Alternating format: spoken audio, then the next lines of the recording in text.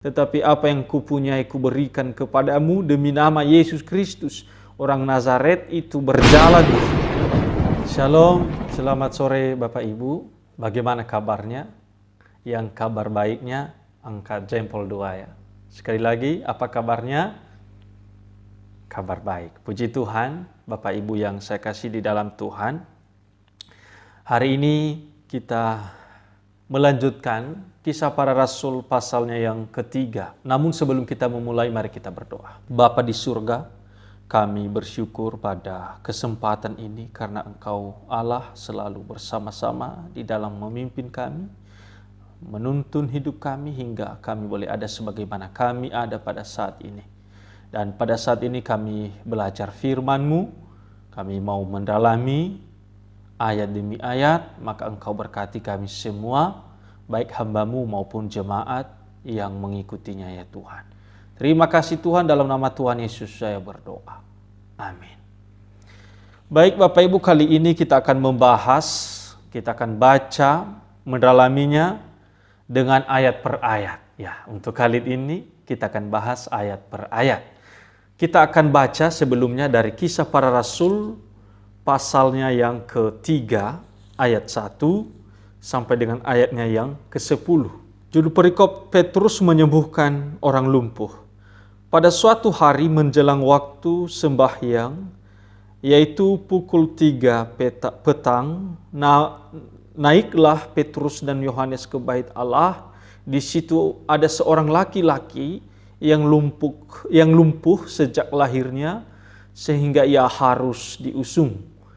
Tiap-tiap hari orang itu diletakkan dekat pintu gerbang bait Allah yang bernama Gerbang Indah untuk meminta sedekah kepada orang yang masuk ke dalam bait Allah.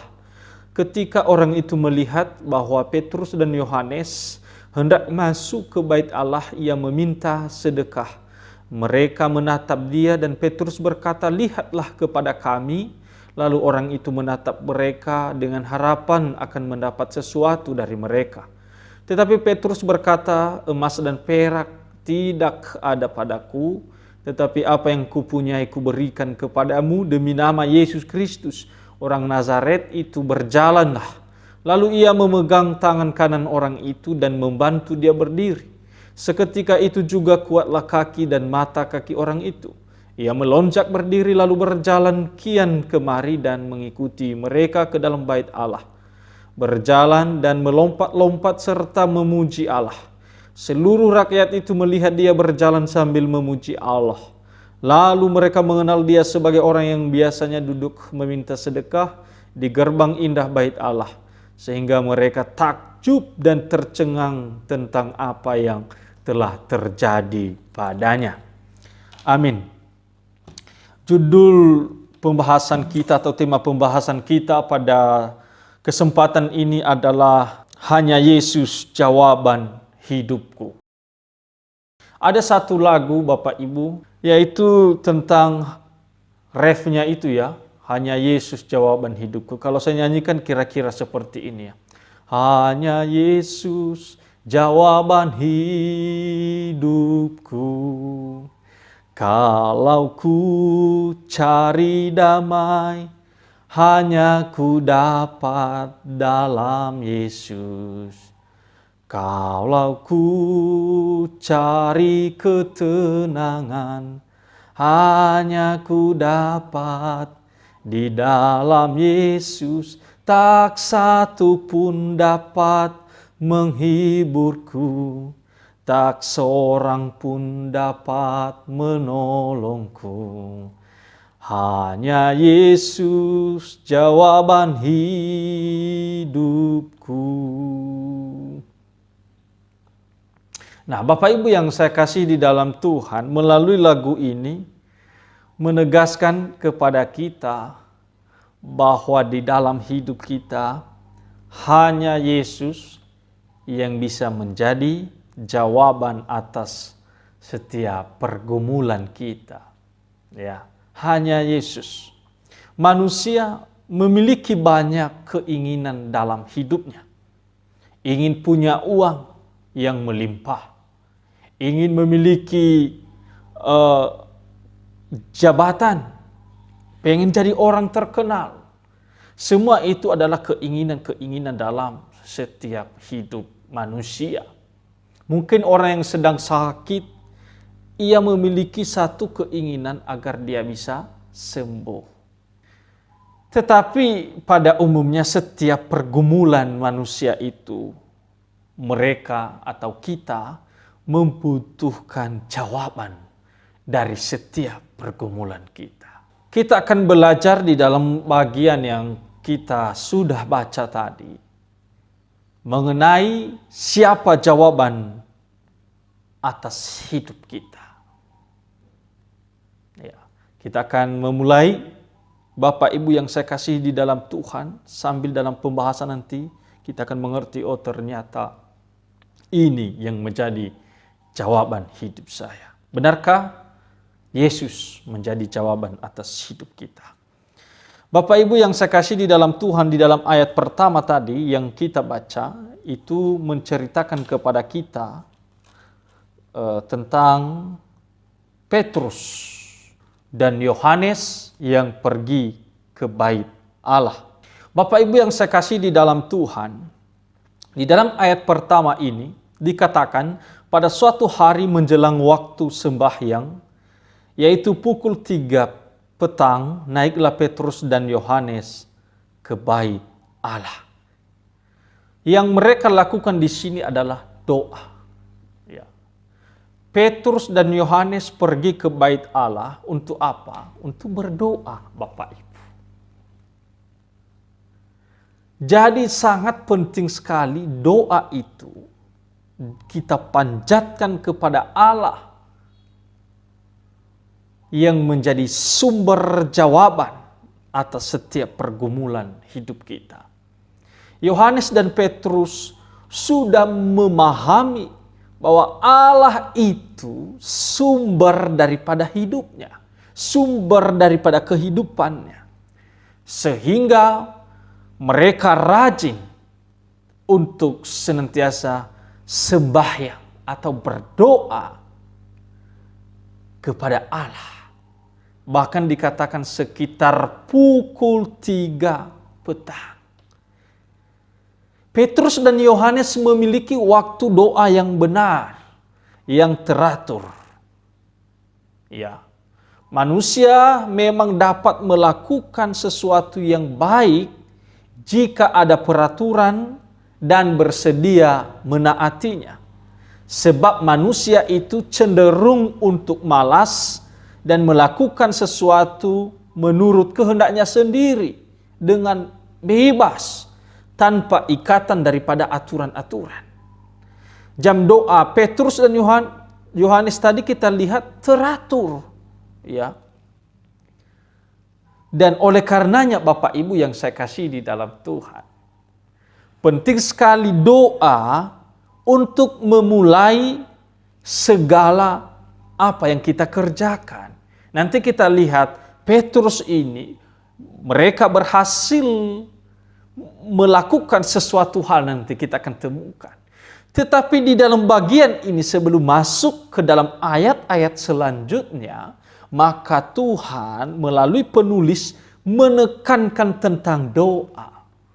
Bahwa mereka memulai perjalanan mereka sudah berdoa terlebih dahulu. Bapak Ibu yang saya kasihi di dalam Tuhan, saya dan Bapak Ibu juga penting kita memiliki doa yang teratur. Ya. Jangan sampai kita menjadi tidak berdoa kepada Tuhan dengan teratur, bahkan jarang berdoa. Tapi kita melihat bahwa segala sesuatu itu, segala kegiatan, segala aktivitas kita sebelum masuk di situ, maka kita harus mendasarinya dengan doa. Maka ini mengingatkan kita kembali, saya dan juga Bapak Ibu, bahwa penting itu doa dalam setiap kehidupan kita. Kemudian Bapak Ibu yang saya kasih di dalam Tuhan, kita melanjutkan di dalam ayat 2, yaitu tentang pergumulan seseorang.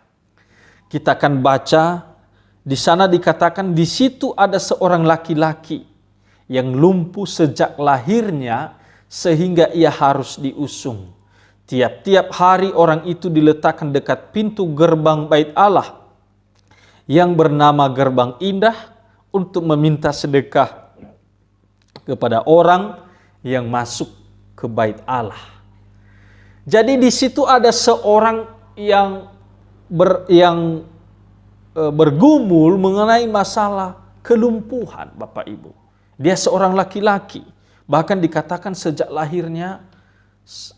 lahirnya dia ini sudah sakit, Bapak Ibu. Jadi ketika dia sudah sakit, maka tiap hari itu dia berada di mana? Dekat pintu gerbang Bait Allah. Dia stay di sana, Bapak Ibu. Yang lumpuh sejak lahirnya menunjukkan bahwa orang ini tidak dapat disembuhkan oleh manusia. Ya, itu pergumulannya ya.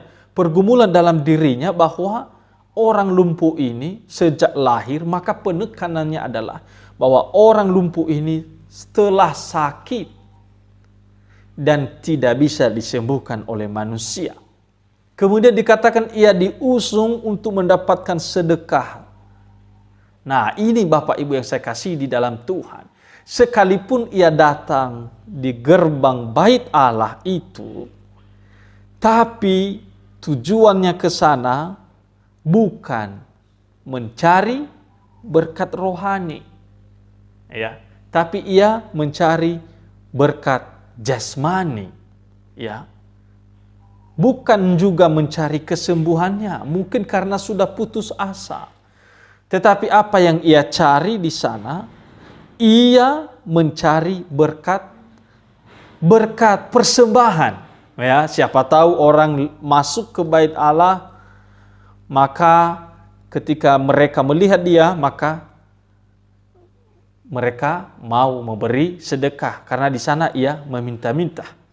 Tetapi ia datang di sana dengan satu tujuan, meminta sedekah, bukan mencari berkat rohani. Ya. Akan tetapi ia memperoleh berkat yang jauh lebih besar daripada yang diinginkannya.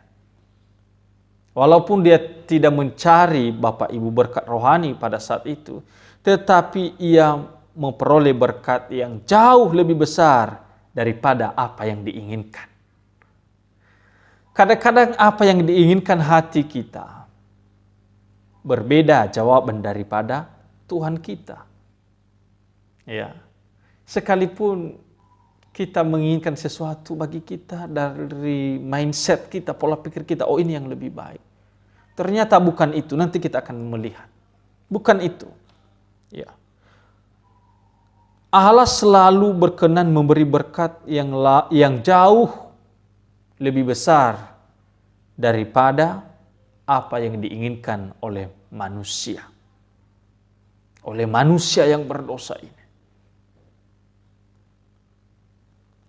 Allah selalu berkenan memberi berkat yang jauh lebih besar daripada apa yang diinginkan oleh saya dan Bapak Ibu. Tadi kita melihat bahwa laki-laki ini berada di Gerbang Indah. Gerbang Indah memiliki nama lain yaitu Niganor yang terletak pada arah timur. Di sana dikatakan biasanya perempuan-perempuan berkumpul di tempat itu. Bapak Ibu yang saya kasih di dalam Tuhan kita Yesus Kristus. Dari peristiwa ini kita melihat satu orang pengemis itu. Ia selalu meminta-minta. Tetapi kita melihat ketika Yohanes dan Petrus lewat di situ, maka sesungguhnya pergumulan terberat orang ini adalah pergumulan mengenai sakit lumpuhnya yang tidak bisa teratasi. Harusnya itu yang menjadi fokusnya, tetapi ia lebih fokus meminta sedekah. Ya, maka ini menjadi pergumulan-pergumulan kita, menjadi pergumulan-pergumulan setiap orang. Ada banyak hal yang kita gumulkan di dalam diri kita. Ada banyak hal yang kita gumulkan di dalam kehidupan ini. Dan percayalah bahwa Tuhan menjawab kepada kita. Malah jauh lebih baik jawaban daripada Tuhan terhadap apa yang kita inginkan. Jawaban Tuhan yang paling tepat dan terbaik dalam hidup saya dan saudara. Oleh karena itu, tidak menjadi salah ketika kita membawa pergumulan kita di hadapan Tuhan. Tuhan begitu mengasihi kita, begitu menyayangi kita. Maka dalam setiap pergumulan kita, marilah kita datang kepada Tuhan. Biarlah di dalam setiap pergumulan kita, kita tidak salah arah. Kita tidak salah tujuan. Tetapi mari benar-benar pergumulan itu kita bawa kepada Tuhan. Kita lihat di dalam ayat 3 dan 4. Yohanes dan Petrus meminta perhatian penuh orang yang sedang sakit, yang lumpuh ini. Ayat 3 dan 4, ketika orang itu melihat bahwa Petrus dan Yohanes hendak masuk ke bait Allah, ia meminta sedekah. Mereka menatap dia dan Petrus berkata, "Lihatlah kepada kami." Petrus dan Yohanes menatap orang lumpuh itu dan berkata kepadanya, menatap orang lumpuh itu dan berkata kepadanya, "Lihatlah kepada kami."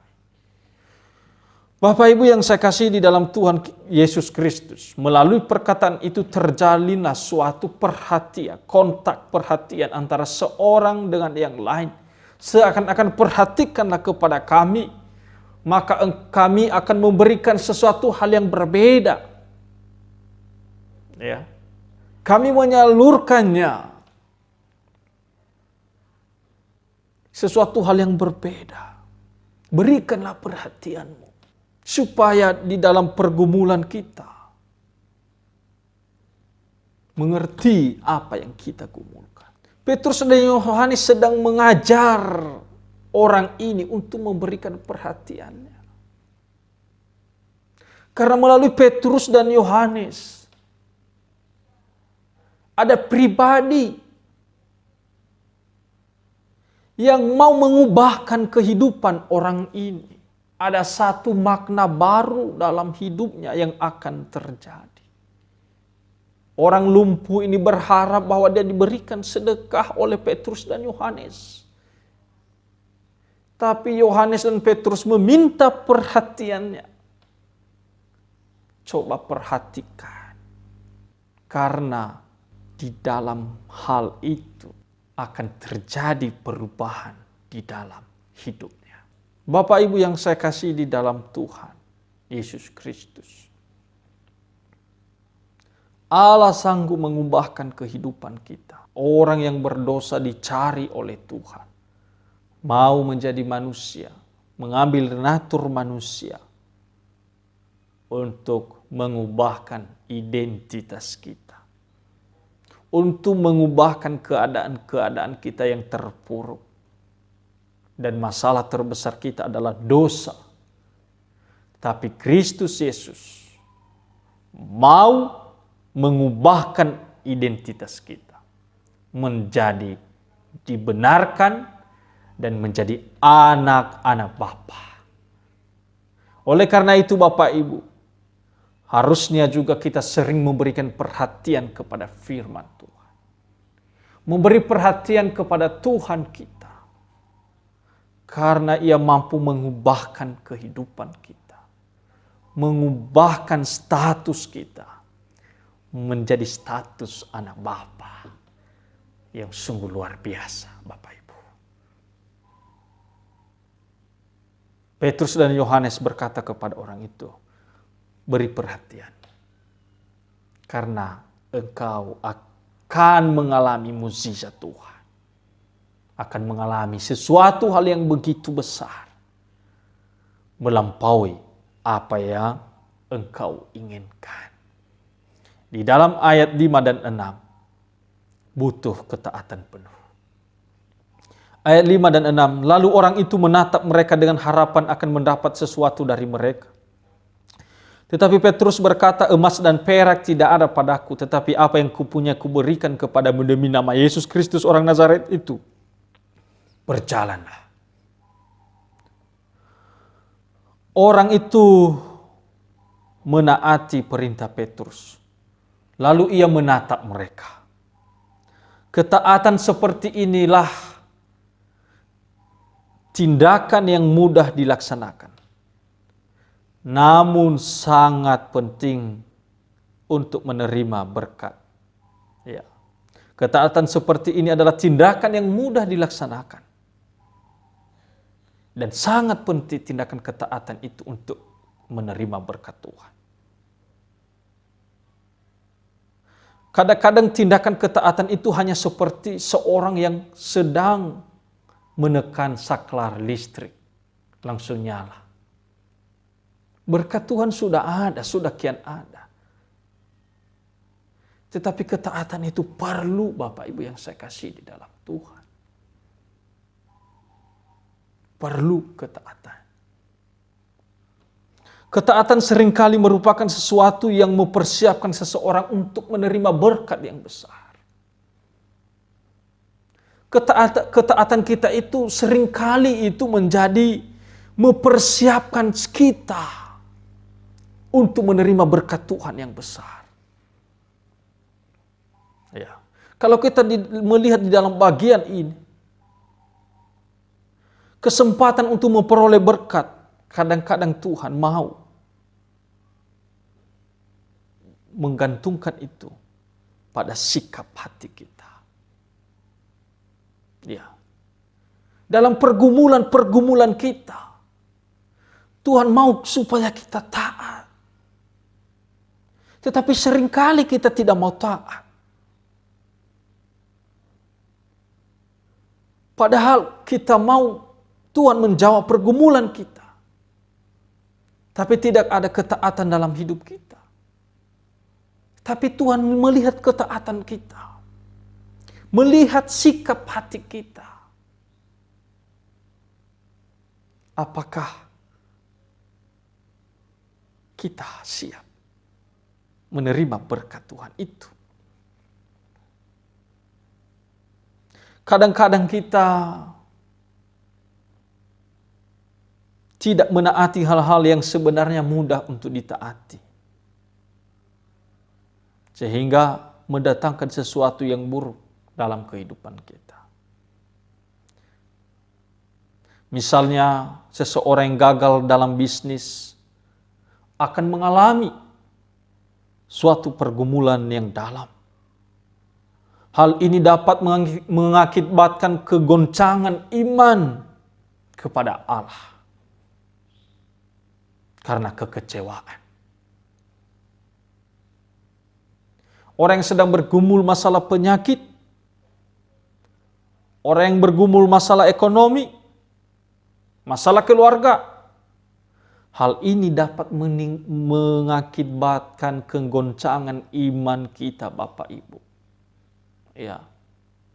Persoalan-persoalan ini akan membawa kita di dalam kegoncangan iman kita, lalu masuk pada kekecewaan.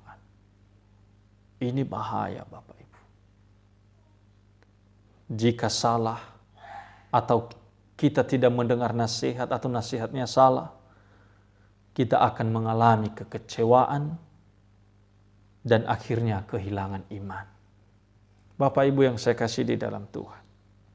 Ketika mereka ketemu tadi, maka apa yang dikatakan Petrus dan Yohanes, mereka katakan, emas dan perak tidak ada padaku, tetapi apa yang kupunya kuberikan kepadamu.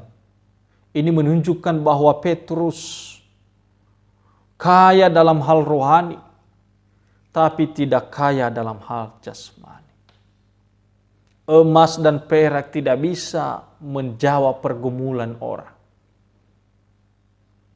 Harta dan kekayaan, percayalah Bapak Ibu, tidak akan menjawab pergumulan kita. Apalagi soal kedamaian kekal, tidak akan pernah bisa. Kebahagiaan kekal tidak akan pernah dijamin melalui emas dan perak. Ya, ada saat-saatnya kita akan kecewa. Tidak bisa kita bergantung pada emas dan perak. Ketika orang yang lumpuh ini menggantungkan dirinya pada persembahan, pada sedekah, pada emas dan perak, Petrus bilang, saya tidak punya itu. Ia menghargai Kristus lebih daripada emas. Emas dan perak tidak bisa menjadi jawaban atas hidup kita. Tetapi Petrus menghargai Kristus daripada emas dan perak. Yang pada saat itu emas dan perak sesuatu yang wow. Tapi bagi Yohanes dan Petrus bukan itu. Yang lebih wow adalah Kristus Yesus. Siapakah di antara kita yang lebih menghargai Kristus daripada emas dan perak? Adakah di antara kita yang lebih menghargai keuangan kita, emas kita, perak, dan lain sebagainya? Bapak Ibu yang saya kasih di dalam Tuhan, Petrus sudah menerima ini. Itulah sebabnya ia membagikan kepada orang yang lumpuh ini. Luar biasa sekali. Bahwa iman yang kita miliki di dalam Yesus perlu kita bagikan kepada orang lain. Karena Kristus lah sumber segala jawaban atas pergumulan hidup kita. Maka biarlah Kristus itu juga menjadi jawaban atas setiap pergumulan orang-orang yang belum mengenal Dia, yang belum percaya kepada Dia. Itulah tugas kita sebagai anak-anak Tuhan. Dia katakan, demi nama Yesus Kristus, orang Nazaret itu berjalanlah. Perintah ini menunjukkan keyakinan dan kepercayaan Petrus pada kuasa Allah, kuasa Tuhan, kuasa Kristus. Petrus menyampaikan kalimat yang singkat, tetapi memiliki kuasa yang besar. Mengapa harus disebutkan orang Nazaret? Orang Nazaret itu adalah anaknya yang tunggal yang telah merendahkan diri untuk menjadi manusia. Kristus adalah penyelamat yang berdaulat atas langit dan bumi. Nama itu adalah sumber kuasa. Setiap orang yang menyebut nama itu dengan iman akan mengalami kuasanya. Oleh karena itu setiap orang percaya harus meyakini bahwa Tuhanlah yang mempunyai kuasa, yaitu kuasa yang sanggup menolong dalam segala hal yang dilakukan oleh orang percaya. Bapak Ibu yang saya kasih di dalam Tuhan, biarlah Kristus menjadi jawaban atas setiap pergumulan kita. Mari kita meninggikan Kristus. Mari kita memberikan perhatian penuh kepadanya. Mari kita memberikan ketaatan kita. Karena Kristus adalah sumber daripada setiap apa yang kita minta, apa yang kita butuhkan. Mari kita menghargai Kristus itu lebih daripada apapun. Hal-hal lain tidak bisa memberikan jawaban atas setiap pergumulan kita. Maka setialah untuk melihat, memandang kepada Tuhan saja dalam setiap pergumulan kita. Kemudian kita lihat di dalam ayat 7, keyakinan akan Yesus. Lalu ia memegang tangan kanan orang itu dan membantu dia berdiri. Seketika itu juga kuatlah kaki dan mata kaki orang itu. Ayat ini menunjukkan keyakinan Petrus. Ia percaya bahwa orang lumpuh itu akan sembuh oleh kuasa Yesus. Lalu ia mengangkat tangan kanan orang lumpuh itu. Oleh karena imanlah kaki dan mata kaki orang itu dikuatkan Bapak Ibu.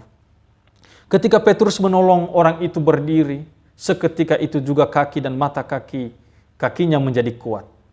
Melalui kenyataan ini, kita belajar bahwa iman orang percaya dapat menolong orang lain untuk memperoleh pertolongan Tuhan. Iman kita yang kuat Bapak Ibu yang saya kasih di dalam Tuhan, dapat menolong orang lain untuk memperoleh pertolongan Tuhan.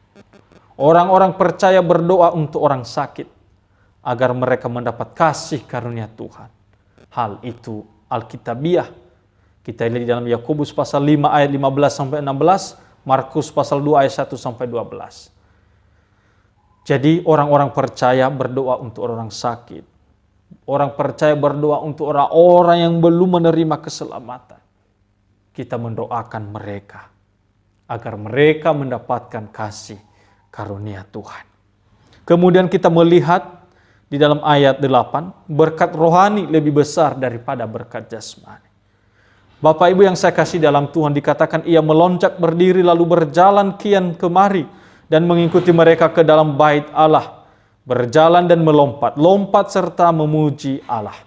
Berjalan dan melompat-lompat menunjukkan betapa besar kuasanya yang terjadi secara nyata. Orang lumpuh itu bukan hanya berjalan tetapi bersemangat, yaitu melompat. Ini menyatakan kemahakuasaan Allah, Sang Pencipta yang menyembuhkan orang itu, serta memuji Allah, menunjukkan kesembuhan rohani karena memperoleh berkat, sehingga ia memuji Allah. Berkat rohani yang membuatnya memuji Allah lebih besar daripada kesembuhan jasmani. Bapak Ibu yang saya kasih di dalam Tuhan, masing-masing kita membutuhkan berkat rohani. Masing-masing kita ada di dalam masalah kelumpuhan karena dosa. Masing-masing kita harus mencari yang bisa menyembuhkan kita. Masing-masing orang mencari keselamatan hidupnya. Ada banyak orang yang tersesat karena tidak menemukan jalan hidupnya, jalan keselamatan hidupnya. Ada banyak orang tersesat karena mencari berkat-berkat jasmani. Ada banyak orang jatuh ke dalam jurang karena mencari berkat-berkat jasmani. Tetapi dari dalam hal ini, kita seringkali melupakan masalah terbesar kita adalah masalah dosa. Masalah penyakit kita adalah penyakit dosa. Tetapi Allah, Dia satu-satunya Yesus Kristus yang dapat menyembuhkan kita di dalam dosa kita. Tidak ada yang bisa menyelamatkan dirinya sendiri dengan perbuatan baiknya. Kenapa? Setiap hari berapa banyak kita melakukan kesalahan-kesalahan. Tapi melalui Kristus, percaya kepadanya, maka kita memperoleh keselamatan dan setia mengikutnya sampai mati. Bapak Ibu yang saya kasih di dalam Tuhan, orang lumpuh ini, ia sadar ini yang dinamakan kesembuhan rohani. Ia sadar ketika dia sembuh, maka ia meloncat, Bapak Ibu. Kenapa? Mata dan hatinya sedang terbuka. Lalu dikatakan, dia memuji Allah. Ia memuji Allah. Makanya dikatakan ini berkat rohani, Bapak Ibu. Jauh lebih besar daripada sedekah-sedekah. Ketika Petrus kasih dia emas dan perak atau uang. Tetapi dia tidak melihat kemuliaan Allah. Itu yang selama ini sudah berapa lama dia lumpuh. Tapi dia menerima sedekah. Tapi dia tidak menerima berkat rohani. Matanya masih tertutup. Hatinya masih tertutup. Tapi ketika berjumpa dengan Tuhan, matanya terbuka lalu dia katakan, terpujilah Allah. Ia memuji Allah. Ini berkat rohani. Bapak Ibu yang saya kasih dalam Tuhan. Ada banyak berkat rohani dalam hidup kita selain keselamatan hidup kita bagi orang yang sudah percaya. Mari kita mencari berkat-berkat rohani yang berguna untuk kekekalan. Yang tidak bisa dimakan oleh karat. Tidak bisa berkarat seperti emas dan perak. Ada waktunya juga nanti emas dan perak itu tidak bisa dipergunakan lagi atau misalnya harganya turun. Itu tidak menjamin. Tetapi ketika kita mengumpulkan harta rohani, maka itu sangat berguna kelak. Itu seperti yang dikatakan oleh firman Tuhan. Ayat 9 dan 10 dikatakan, seluruh rakyat itu melihat dia berjalan sambil memuji Allah, lalu mereka mengenal dia sebagai orang yang biasanya duduk meminta sedekah di gerbang indah bait Allah, sehingga mereka takjub dan tercengang tentang apa yang telah terjadi padanya. Bapak Ibu yang saya kasih di dalam Tuhan, seluruh rakyat takjub dan tercengang ketika mereka melihat bahwa orang lumpuh itu dapat berjalan. Ya, siapapun membutuhkan Yesus. Ketika orang ini melihat orang itu, loh, itu orang yang biasa kita lihat. Sekarang loh, sudah bisa sudah tidak lumpuh lagi. Sudah berbeda statusnya, identitasnya sekarang. Dia bukan orang lumpuh lagi. Keheranan yang mereka alami adalah sesuatu yang wajar. Namun yang terpenting mereka pun harus dibawa kepada Yesus. Karena setiap manusia membutuhkan Yesus. Karena itu Petrus mulai berkhotbah berdasarkan peristiwa ini. Nanti kita lihat selanjutnya Petrus berkhotbah ya di dalam ayat 11. Melalui peristiwa ini. Dia memperkenalkan siapa yang menyembuhkan ini. Siapa yang bisa menjadi juru selamat. Siapa yang menjadi jawaban atas setiap pergumulan dosa kita.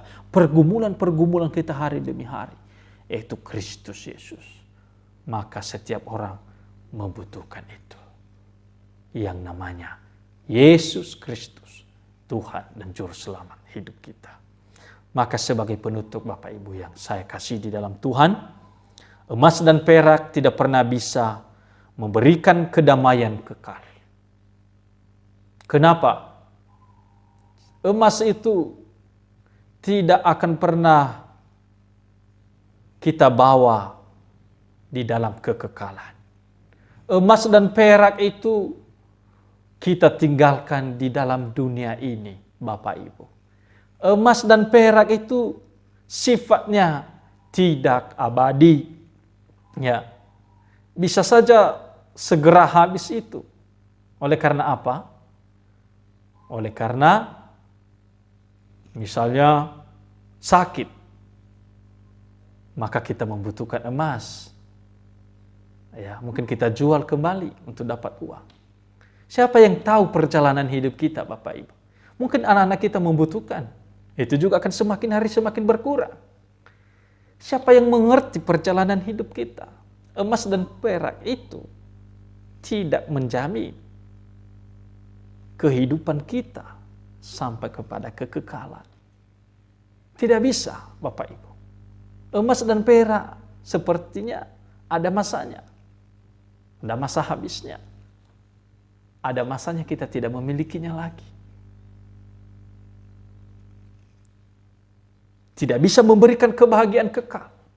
Jabatan kita, ya, anak-anak kita yang cerdas, yang sudah bekerja, dapat duit banyak. Itu tidak menjamin kebahagiaan kekal. Bisa saja itu hanya kebahagiaan semu. Sementara tidak abadi. Ya. Makanya ada orang yang mengatakan bahwa kalau misalnya pun kita dikasih kekayaan, itu adalah titipan di mana kita mengusahakannya. Jadi kalau dititip itu tidak sembarang kita apa istilahnya? Tidak sembarang kita memakainya. Kalau salah itu kita akan berikan pertanggungjawaban itu. Ada orang itu dia banyak uang tapi dia lebih memikirkan hidupnya sendiri. Ya. Walaupun gereja membutuhkan misalnya. Ada orang itu tidak mau peduli. Ya, kita bisa lihat misalnya yang persembahan-persembahannya misalnya. Ada orang yang seperti itu. Ya. Malah misalnya persembahannya sama dengan orang-orang yang tidak punya uang, yang tidak punya penghasilan besar, yang hanya bisa hidup hari demi hari dengan penghasilan yang ada. Tapi ada orang yang melimpah, Bapak Ibu. Tetapi kadang-kadang yang seharusnya titipan Tuhan untuk kita kelola dengan baik, kita malah mengelola untuk diri kita sendiri. Kita lupa orang-orang yang ada di sekitar kita. Dan bagaimanapun itu tidak akan memberikan kebahagiaan kekal. Kemudian tidak bisa menyelamatkan dan tidak bisa memberikan hidup kekal juga. Ini yang penting. Uang itu tidak bisa menghapus dosa kita. Tidak bisa menyucikan kita. Ya. Uang bisa dicuci ya, Bapak Ibu. Pencucian uang gitu ya. Tapi tidak bisa mencuci, membersihkan, menyelamatkan kita dan memberikan kita hidup kekal. Yesus sumber kehidupan, maka datanglah dan percaya kepadanya. Bapak Ibu yang saya kasih dalam Tuhan, mungkin saat ini kita tidak memiliki apa-apa. Mungkin kita merasa tidak punya apa-apa di dunia ini.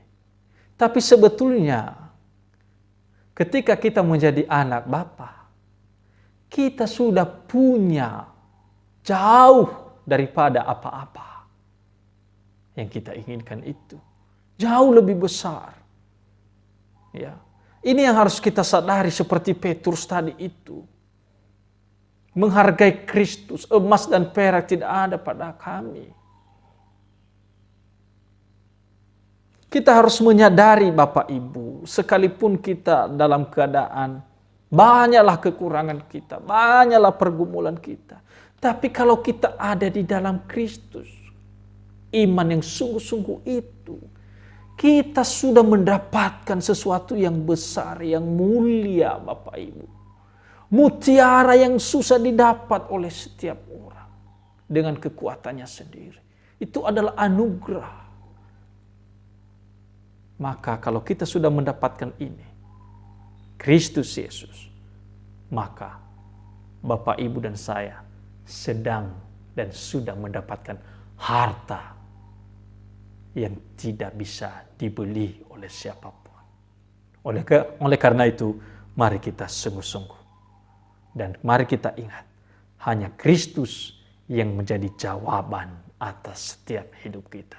Bukan emas perak, bukan harta, bukan keluarga kita. Satu-satunya saja, Kristus yang menjadi jawaban atas hidup kita. Amin. Mari kita berdoa. Tuhan, kami bersyukur, berterima kasih untuk firman-Mu yang boleh kami pelajari pada sore hari ini. Tuhan, Engkau berkati kami agar kami boleh hidup di dalam jalan yang Engkau tentukan bagi kami. Tuntunlah kami agar kami tetap setia mengikut Engkau, dan ajarlah kami untuk menghargai Engkau Kristus sebagai harta yang sesungguhnya yang kami sudah peroleh. Dan biarlah Engkau kami pandang dan kami percayai, kami imani bahwa Kristus Yesus menjadi jawaban atas setiap pergumulan hidup kami. Terpujilah Engkau Tuhan, dalam nama Tuhan Yesus kami berdoa. Amin. Kalau ada pertanyaan, boleh ditanyakan kepada saya melalui WA. Tuhan Yesus memberkati.